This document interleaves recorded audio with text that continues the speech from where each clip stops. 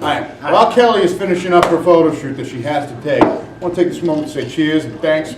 Welcome back. We got 2 more fights to cover. We got the 6-second challenge. We got some more conversations that we're going to have, and we're going to talk a little bit about whatever the boss wants to talk about. I forgot what he told me, but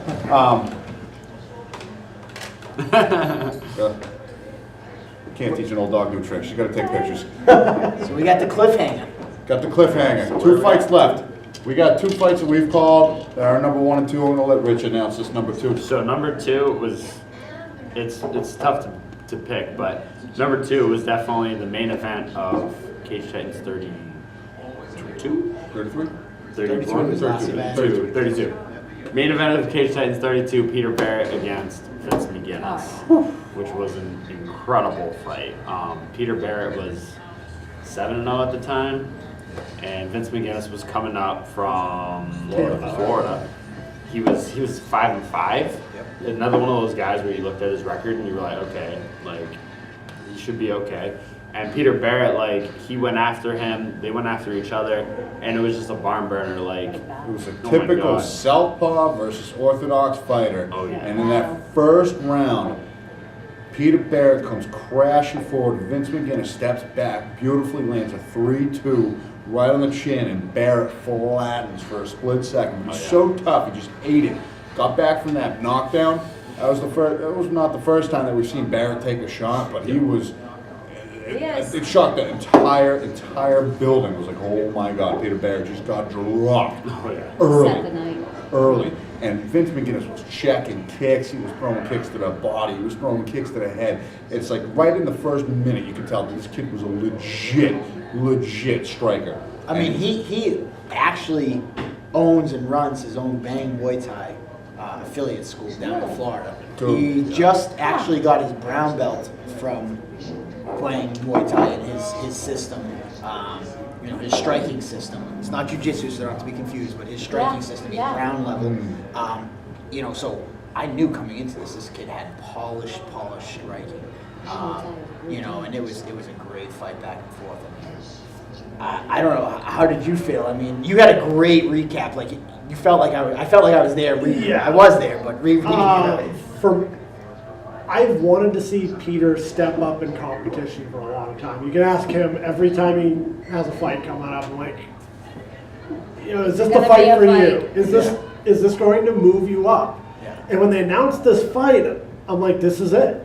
This is going to test him, because I knew Vince from he came up to Maine on like 24 hours notice to fight Bill Jones. Legit fighter. In that first round, tested Peter like he'd never been tested before. And he got dropped in the second round by another counter right hand, that southpaw orthodox matchup. Peter Barrett started timing the left hand and started finding a home, but Vince McGinnis was backing up, and he was planting and throwing, and he cracked him with another right hand that wobbled Barrett. Barrett went stiff on his legs for a second and transitioned to a takedown, so it wasn't technically a knockdown, but he was wobbled pretty good late in that second round. And when I watched it live, I think that a big knockdown always scores more points than if a guy's working somebody for 3 minutes and then he gets knocked down. I give it to the knockdown. But when I watched it live, I thought Peter lost that second round, and then watching it back, it was. He did a lot of damage earlier on in that round and kind of came back towards the end of it. But then in the third round, Peter Barrett just pulls out his wrestling credentials out of nowhere, takes McGinnis down, and he was constantly fighting for a finish. Elbows from the top, submission attempts, always transitioning to better his position, half guard, mount. I think he took the back for a quick second. He wobbled him up against the cage with an elbow-knee combination, if I'm not mistaken. Took him down off of that. And just the heart that Peter Barrett showed in that fight was absolutely incredible, because he went through a huge storm, and he came back to win a close decision. I got a little tired in that second round, and then all of a sudden at the third round, it was just like a total third round different game. I thought it was 1-1 going into that third too. Which was, you have equal level strikers or close to equal. I mean, Vince was more technical. Peter was the more powerful striker. Absolutely. But it's funny. The definitive edge that Pete had was in wrestling.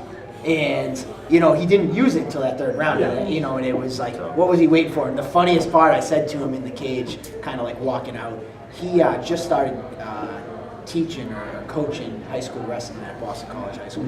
And he had his whole team there. And I'm thinking, and I said to him finally, I go, you finally showed the kids some wrestling. I go, about time. It took it to the third round. It was a fun fight. Both guys had a blast. They're both winners. It's so hard when you have a fight and it's like, oh, both guys are winners, and the guy who lost doesn't feel like he's a winner. But we talked about it with the Ronnie fight.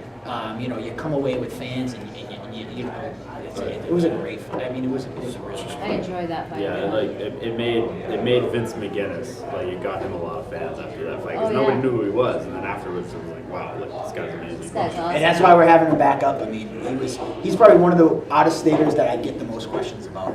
Hey, when are you gonna have that guy Vince back? And he's gonna have a great fight with Joe on our next event. Awesome. I can't wait for it. I'm dying. Number one. Number one. Easy.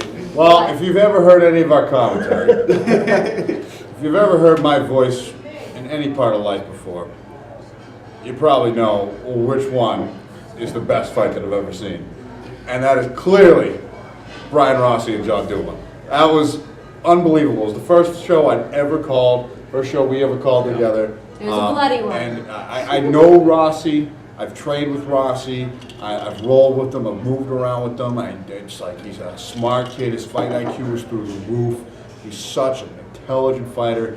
I've seen him fight several times. He's got anvils in his hands. He's put away a bunch of people. I've seen Duma fight. He fought the same night I fought. He's one of those people that always bleeds. Yeah. He doesn't, it love the always bleeders. bleeds. He bleeds in pillow fights. But he just, he's so tough and durable, and I knew that coming in, and I knew it was going to be a testament, and then I knew it was going to be a barn burner right from the get-go, and then when he got clipped early in that first round, back taken, just started getting, his head was just bouncing off the cage, and Rossi was phenomenal. Top pressure was out of nowhere. Richie, take it. I'm going to lose my mind. Wait, Getting a little excited there. I It love was it. such a good fight, it though. went to the third round, right? Third. Yes. Third? Yeah. So going into that third round, I remember while we were commentating, I was like, dude, I can't believe they didn't stop this fight. If I'm John Duma's coach, I'm throwing the towel. That was the commentary. Absolutely. He was bleeding. He looked like he didn't know where he was. And he came out in the third round and he threw a right hand that rocked Rossi. Then he took him down. And I was like, oh my God, this kid's not done. And then he choked him out. Later, And me and him, like, we lost our minds. Like, it was nuts. I remember that, Incredible. I remember that the fight, because again, when I was there, I just remember you guys standing up. Like, I was you're flipping out, your hands are going everywhere. I couldn't contain it. And you're like pointing at the Duma like this. Insane. Yeah. It was insane. I just We had blood splattered on us. I had to jump back because the blood, I could smell the blood. I could smell it. I literally could. It was pooling up like not 2 feet away from me. Oh, I know, I was there. I think in the commentary, because then when the weeks later when the whole video comes out and we post it, and it's exactly with blood on my yeah, you're like, I got blood on my shit. But literally, that was the commentary between rounds. This guy seems like the sky is falling. He's like, throw in the towel, guys. This fight's over. I'm sorry, It's not so much John. negative. It wasn't negative. It was you're watching that, and the video. The video's incredible. You can see how good the fight is by watching the video. Anybody who I've shown that video to, which is several people who don't really watch fights, are like, oh my God, why is this? This kid is so tough. How is this fight not stopped? Yeah. What is it going to take to put this kid away? But you're watching that live, and I'm sitting there cage side. It's right in front of me, and I hear that fist of Rossi hit skull, hit canvas over and over again. And Rossi just didn't stop. No. He didn't stop. There was not a single second in that fight that he wasn't attacking something. And he was doing it so effectively. Duma took it. And Duma just feet on the hips. His coach him off. told me that he's a guy that if he gets touched in his nose, even in training, he's just a bleeder. Yeah. And but he wasn't just touched. He got cracked. And John Duma has cost me more money in new cage mats every time he fights. I tell him, I'm like, I'm gonna start to duck. When you go pro, I'm not paying you. I was talking to one of his teammates, Greg Rebello. I'm like, tell Duma when he gets pro, he's not getting paid for his first 10 fights with me until he pays me back for all those damn cage All those mats. new mats. I was like, because every time it's just, it's a hard I scene. love the bleeders. And it's like he came back, just the way he came back, he endured. And he's only 20 years old, 19 at the time or whatever. He's a super young kid. Rossi's been in the game for so long. Rossi's I started. in his mid-20s, Oh, yeah. and he's been in the game for a long time. He went on a hiatus somewhere after his, midway through his career, and just like, you know how hard Rossi hits. You know the people that he's put away, and Doom was just taking it. And then Doom, 6 minutes straight, no offense. Oh, 2 10-8 so rounds fun. back to back. Doom did virtually nothing, but he was always in it. And it's just the heart. That's the thing. It's the thing about fighting that I love about the most. It's just the pure display of that warrior spirit, that heart that can only be shown in a fight such as that, where it's like no matter what happens, you're not going to quit. You're not going to quit. You're going to come back and take it, and that's what I love about it the most. Love watching it, love calling it at any level. Amateurs, professionals, UFC. I love the fights, man. Absolutely. I want to go watch that fight right now. I know. Can Go we? find. I'm going to put that fight link in our comments. So Dude, it's the craziest. when you're watching this, check in the Put comments. all the top fights links in All the right, I'll put a comments, link 'cause in all the of them were great fights. All of them were great fights, but that Duma fight, That Duma Duma fight. Rossi fight was just, it was such a the turn of the It's tides. the essence of the sport. Yeah. Perfect. In no other sport can you throw a football into the stands and just you automatically won. Tom Brady Yeah. kind of did that in. Well, Hail Mary in football. Yeah, but That was it's the not an reason to- instant like Yeah. realistically Rossi that first round might have been like a 10-7. Yeah, Could have been, yeah. Could have been. He Both. could have been in stopped 3-minute anytime. rounds. 3-minute 3-minute rounds. rounds, yeah. No, is Rossi retired? Insurmountable lead. Yeah. He has retired? What a way to go out. What Yeah, a way. even in a And loss, he's that was in the such a book. Yeah, I felt, because I had heard that he was gonna move on to other things, so I said, let me throw him in here a little bit because I want to remember Yeah, that was a him in good the fight. sport. So what else we got? That was number one. That was number one. What about your favorite fight, Polvere? Just one quick favorite fight of yours.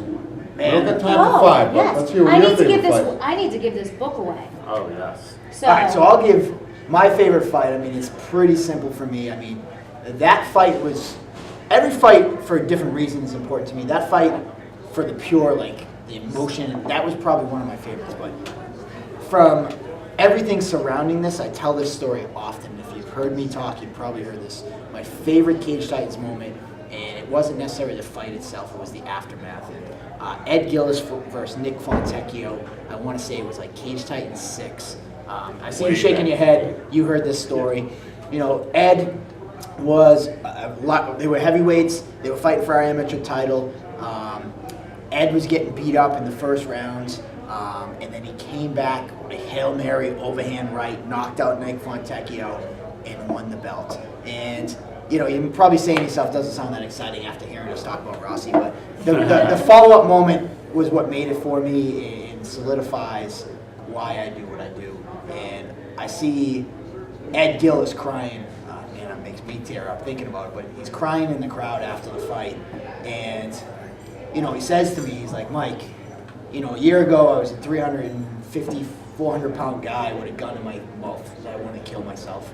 I did sports in high school. When I got out of high school, I had no purpose in life. And I found MMA, and here I am, 250 pounds. I lost over 100 pounds, and I got this belt, and it meant so much to him. He's crying. To hear that story, it really solidifies why I do what we do, the stage that we put on for these fighters. And I don't think I'll ever top that fight moment. Just thinking about it makes me happy because, God, moments like that is what we live for, and it's not about, not always about the next guy who's going to go to the UFC. It's about that 0-0 who just has a lifelong goal of getting in there for the first time, just as important as that guy, that Ed Gillis or that John Payne who's 52 years old. He's fighting on our next card because it's a bucket list thing. He likes to do it. Those type of moments are what we live for. what's funny is there are so many of our local fighters that will say the same thing about MMA.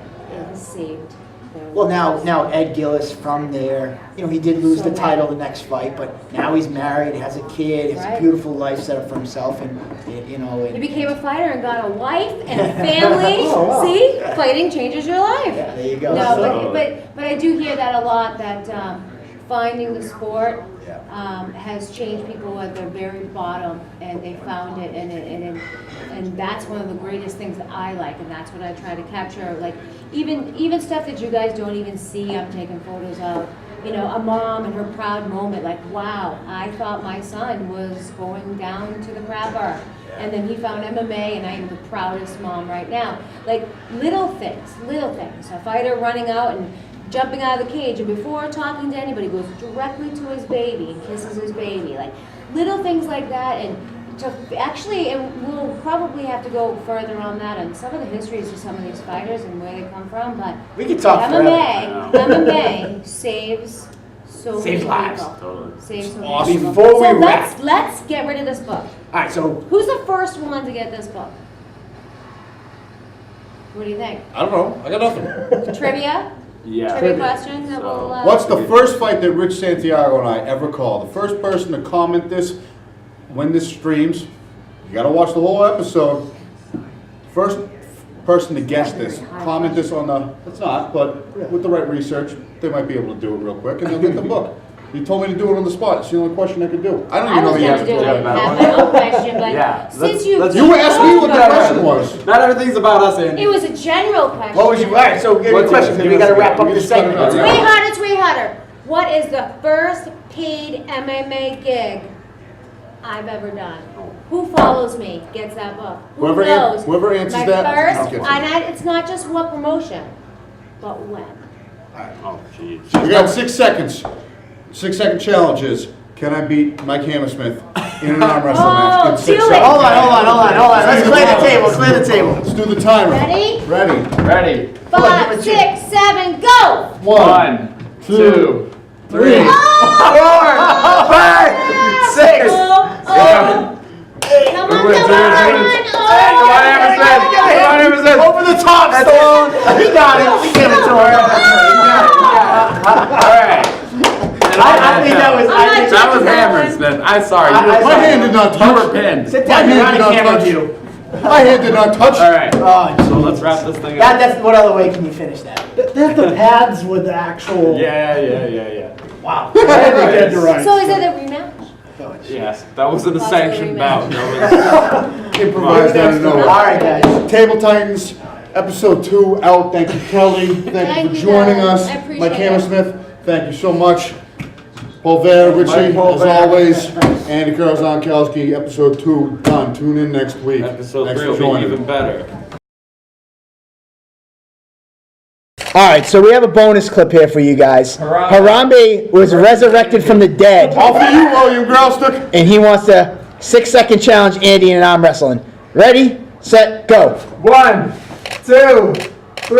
Oh. He can take a shot, but he can't take me.